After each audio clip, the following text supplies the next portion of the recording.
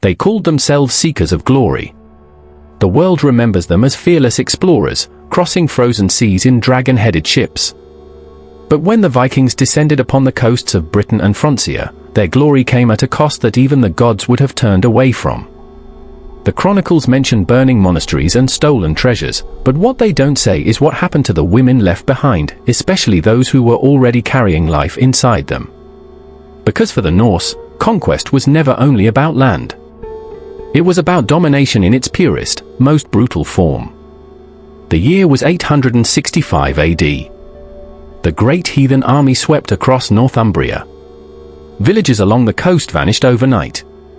In one such village, a monk recorded a single chilling sentence before his ink ran dry: "They took the mothers." Historians found those words centuries later, smudged with water damage that might not have been rain. For the women captured, the raids didn't end at the shore. They were dragged aboard ships that smelled of salt, sweat, and blood, bound for foreign lands where no prayer could reach them. Among the captives were women heavy with child. In Norse belief, fertility was sacred, but only when it served their gods.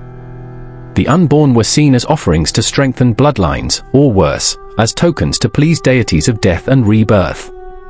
Some captives were forced to bear children in servitude, their offspring claimed as half-blood heirs to Viking warriors. Others were taken for rituals that blended cruelty and superstition in ways that defy all reason. The sagas never spoke of these acts directly, but their silence speaks louder than words. One fragment from an Icelandic saga refers to the Red Moon births. It tells of nights when raiders gathered around women who had gone into labor aboard their ships. They believed the screams of childbirth would summon the favor of Freyja, goddess of fertility and war. If the child was born alive, it was seen as a sign of victory. If the mother died, it meant Odin had accepted her as a warrior bride. The line between worship and torture was erased. In later centuries, Christian scribes tried to erase these stories entirely. But archaeology uncovered what faith tried to forget. In a burial mound near Ribe, Denmark, excavators found the skeleton of a woman in late pregnancy, her wrists bound, a rusted knife near her ribs. The bones of her unborn child were laid beside her, carefully positioned as if for ritual. Carbon dating placed her death in the height of the Viking expansion. And though no record names her, her story became one of the most haunting proofs that Viking conquest carried a darkness deeper than legend. Imagine the terror of those women. The creaking of the ship as the waves struck its hull. The chanting of men who believed her suffering was holy. The knowledge that her child, still unborn, had already been claimed by a god she did not worship. To them, she was not a mother. She was a vessel, a sacrifice, a symbol of conquered life. And still, the raids continued. Monasteries burned. Priests disappeared. Pregnant captives were traded like livestock. Some were forced into camps across the fjords to serve as laborers, marked by iron collars and branded as property. The Norse called them thralls. Those who gave birth were often separated from their newborns, some sold, others drowned to break the curse of foreign blood. The few who survived were never seen again. But this was just the beginning. Because as Viking power spread beyond Scandinavia, the line between superstition and savagery vanished entirely. What they did next was so horrific that even their own skalds, the keepers of saga and song, refused to write it down. What little survived comes from fragments, whispers, and the ground itself. The soil beneath ancient Viking ports still hides what the scribes tried to bury. And what it reveals will shatter the myth of the noble Norse forever. By the time Viking sails were spotted off the Irish coast, the terror had already taken on a rhythm of its own. Entire villages would vanish before dawn, the smoke rising like black banners across the sky. But what happened to the captives in the aftermath was far more disturbing than anything that happened on the battlefield. The raids were only the beginning. What followed was a system, a deliberate, organized form of cruelty that blurred the line between faith and punishment. Some scholars once believed these stories were exaggerations crafted by Christian monks to demonize the Norse. But archaeological digs tell a different story. Near Dublin, at a site once used as a Viking settlement, researchers uncovered shallow pits containing the remains of women in advanced stages of pregnancy. The body showed signs of restraint, and beside them were small iron tools, burnt bone fragments, and amulets etched with runes invoking Freyja and Hel. These were not burial sites. They were ritual grounds. The Norse called such ceremonies blóðing, the blood birthing. According to scattered references in later sagas, warriors believed that when a woman of foreign blood died in childbirth under the protection of their gods, her spirit would serve the clan in the afterlife. It was a twisted reflection of their reverence for fertility, a belief that the agony of a mother could bless their harvests, ensure victory, or cleanse a failed voyage. And the more brutal the ritual, the more powerful the offering was believed to be. But it gets worse. Records from the Frankish coast describe a practice called the trial of life. Captive women were forced to give birth under the watch of a skald, a storyteller priest whose duty was to record the omens. If the child survived its first cry, it was considered a sign that the gods approved. If it didn't, both mother and infant were declared unworthy, and their bodies burned together on makeshift pyres. The ashes, according to Norse superstition, could carry the storm away.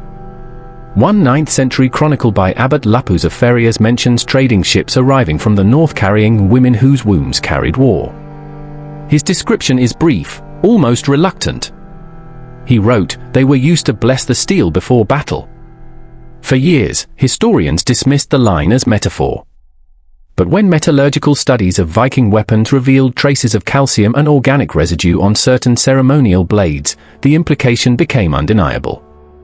Imagine it, raiders sharpening their swords beside women forced into ritual pain, their cries believed to strengthen the steel. Each strike of the hammer echoed by screams that would never be recorded in their sagas. To them, this was not cruelty, it was divine order.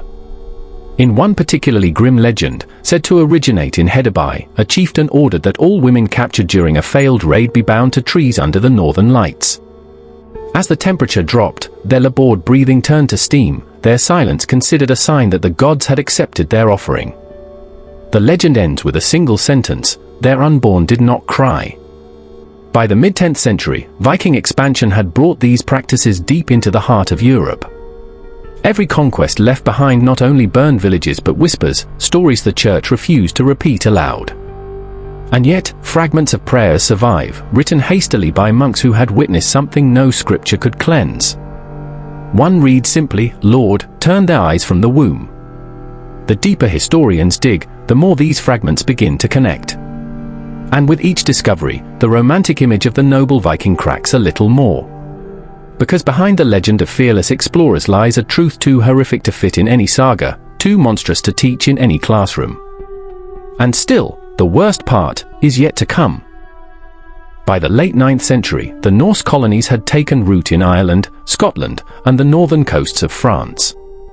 The raids had become settlements, and with them came a new kind of silence, one that stretched across graveyards and riverbanks. The violence no longer happened in the open. It became ritualized, systematic, and hidden beneath the thin veil of religion. What began as chaos evolved into something colder, a belief that terror itself could be sanctified. Excavations in modern-day Dublin unearthed something that shocked even the most hardened historians. Beneath what was once a longhouse, archaeologists discovered a mass burial site containing over 30 women, many in the late stages of pregnancy. Their skeletons bore marks of restraint, wrists bound, ankles fastened, skulls fractured. But the most disturbing detail was what lay beneath them.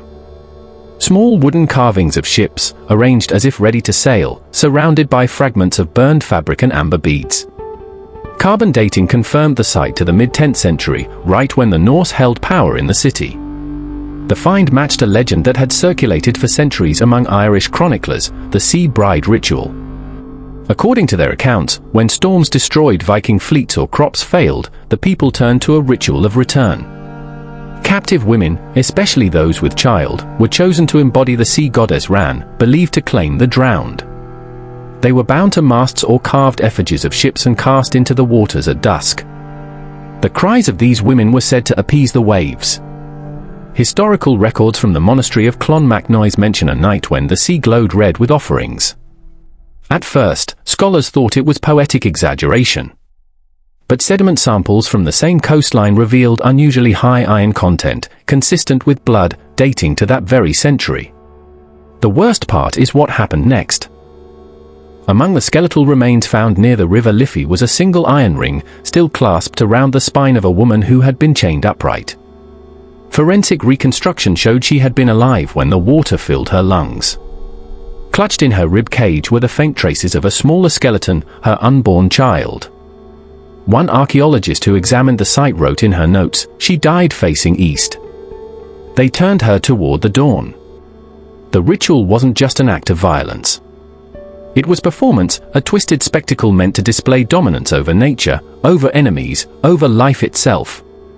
The Vikings believed that by sacrificing what their captives held most sacred, the unborn, they were symbolically conquering future generations of their foes.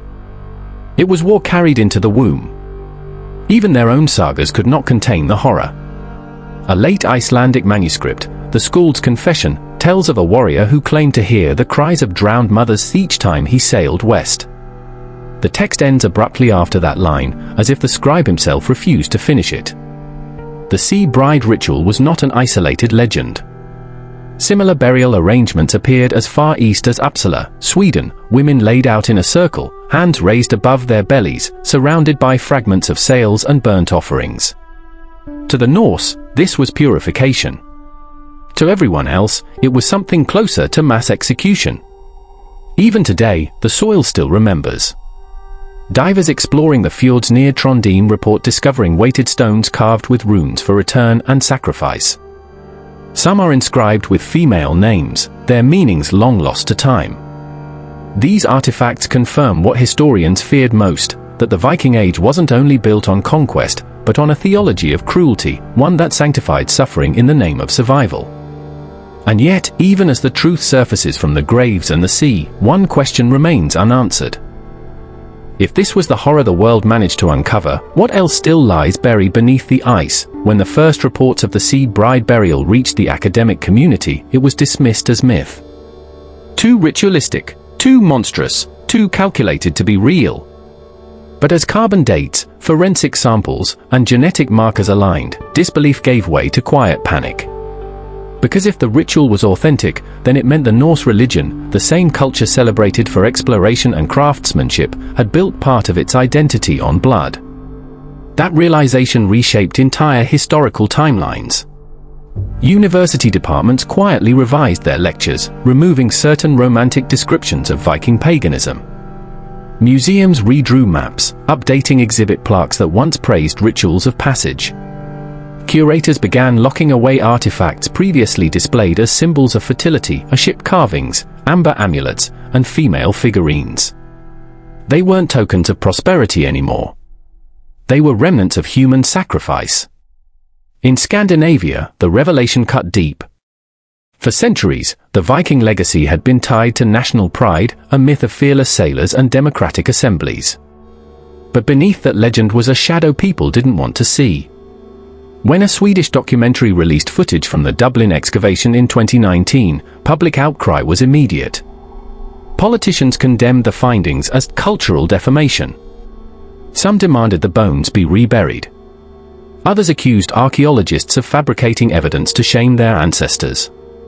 Yet the data was irrefutable. DNA sequencing proved that the women were not of Norse descent. They were Celtic, Slavic, and even Baltic, captives brought across the sea. The sea bride wasn't a legend, it was the erasure of an entire generation of women who never returned home. The psychological echo of that truth was haunting. In Norway, feminist historians began calling the ritual the forgotten genocide. A writer described it as a silence so long it became part of our identity. The silence wasn't accidental, it had been carefully preserved. For 1,000 years, sagas celebrated conquest but omitted the cost. Archaeologists unearthed one more clue near a Viking burial mound in Rogaland. Among the weapons and ornaments was a small wooden tablet carved with runes translating to, "We gave the sea her daughters, and she gave us calm." It was both confession and justification, a glimpse into the moral reasoning of those who performed the ritual. The belief wasn't rooted in cruelty alone, it was built on fear. Storms, famine, disease, everything inexplicable became a negotiation with gods who demanded flesh in return for mercy. But that logic didn't die with the Vikings. Traces of similar beliefs appeared across early Christian Europe, softened, disguised, but still present. The idea that suffering purified, that sacrifice redeemed. Cathedrals built over pagan sites. Churches erected where pyres once burned. Different symbols, same desperation. Humanity had simply changed the language of cruelty. Modern anthropologists now argue that the sea bride was the missing link between ancient fertility rites and later witch trials. Both targeted women. Both transformed fear into ritual. And both hid their purpose behind words like order, purity, and faith. The discovery also forced a reckoning within academia. For decades, historians had romanticized the Viking world as pragmatic and progressive compared to its European neighbors. But the bones told a different story, one of subjugation, trauma, and silence carved into the earth. A museum curator in Oslo summed it up best: every culture builds its myths on the bones it refuses to name. The ripple effects reached far beyond Scandinavia. Universities in Ireland and France began reopening old dig sites once dismissed as trade cemeteries. Under layers of soil, they found the same circular burial patterns, the same charred ship fragments. The pattern wasn't isolated, it was continental. The sea bride wasn't just a ritual, it was a system. One that traveled with the tide, adapting to new coasts and languages. Every discovery made the past feel less distant, more deliberate. Even now, local fishermen along the Irish coast claim their nets sometimes pull up fragments of carved wood. They say the sea still keeps her secrets. And when the waves crash against the shore on stormy nights, some swear they hear something beneath the wind, something that sounds less like thunder, and more like breathing. For centuries, scholars believed the sea bride ritual was symbolic, a legend born from fear and storm. But in 2023, an underwater excavation off the coast of Bergen shattered that illusion. Divers found a submerged stone chamber carved into the seabed, sealed by volcanic silt. Inside were 12 human skeletons, 11 women, 1 man. All positioned in a perfect circle, facing inward. The man's skull was pierced with iron nails, and in his ribs lay fragments of a woman's jawbone, still bearing signs of pregnancy. It wasn't a myth. It was a record. Carbon dating placed the remains at around 875 AD, the height of the Viking expansion. But what horrified archaeologists most wasn't the age, it was the arrangement. Each woman's bone showed evidence of ritual cutting, not slaughter. They had been prepared. Their skin had been flayed and stitched to animal hides, as though meant to transform them into something between human and beast. On the inner walls, faint runes were etched into stone: "She returned so the sea remembers." Experts concluded the ritual wasn't to appease the gods, but to bind the women's spirits to the ocean itself, ensuring eternal obedience to the storm. The Vikings hadn't just sacrificed them. They had turned them into guardians of their conquest, chained forever to the waves they once feared. But the most disturbing discovery came from a second chamber, deeper still. There, preserved under centuries of sediment, lay wooden idols shaped like expectant women, each carved hollow, each filled with human teeth. Some belonged to children. What archaeologists uncovered wasn't merely cruelty. It was a belief that life itself could be harvested to buy divine favor. Historians called it the mother's debt theory. The idea that, for every birth taken at sea, another must be given back. And when they ran out of volunteers, they created them. The ritualized impregnation of captives was deliberate, a factory of life meant only to feed the abyss. It wasn't war. It was industry. But here's the part that chills experts most. When the chamber was opened, deep-sea sensors detected low-frequency vibrations echoing for nearly 40 minutes, almost like a pulse. Some dismissed it as geological shift. Others swore it sounded like a heartbeat. Whatever it was, it silenced the divers. None returned for a second dive. And perhaps that's why historians tried so hard to bury the story. Because it reveals something we don't want to admit. The Vikings didn't invent the ritual, they perfected what humanity had already begun. Across ages, across continents, we have always found ways to sanctify suffering, to turn pain into ritual, to call horror by another name. Modern culture still whispers the same promise: sacrifice brings reward. We worship productivity the way the Vikings worshipped storms. We sacrifice rest, empathy, even lives, for progress. The altars changed, but the prayer never did. And that is what makes the Sea Bride story truly terrifying, not what they did, but how much of it we still repeat, every single day. The sea keeps her debts. That's what the runes meant. Every offering we make, every life traded for ambition or silence, ripples outward until it finds its way back. Maybe that's why the fjords near Bergen still roar louder than any other coast in Scandinavia. Locals say the waves there have a rhythm, like a slow breath, as though something beneath them still remembers the promise. So when you look at the ocean, remember this: some sacrifices never end. Some gods never die. Before you click away, tell me, do you think the Sea Bride still watches from below? Or has humanity simply taken her place? Because in the next episode, we'll uncover a ritual so forbidden that even the Inquisition erased it from every surviving text, the ceremony where priests claimed they could trap a human soul inside stone. Subscribe now, and prepare yourself. The next secret we unearth will make this one feel almost merciful.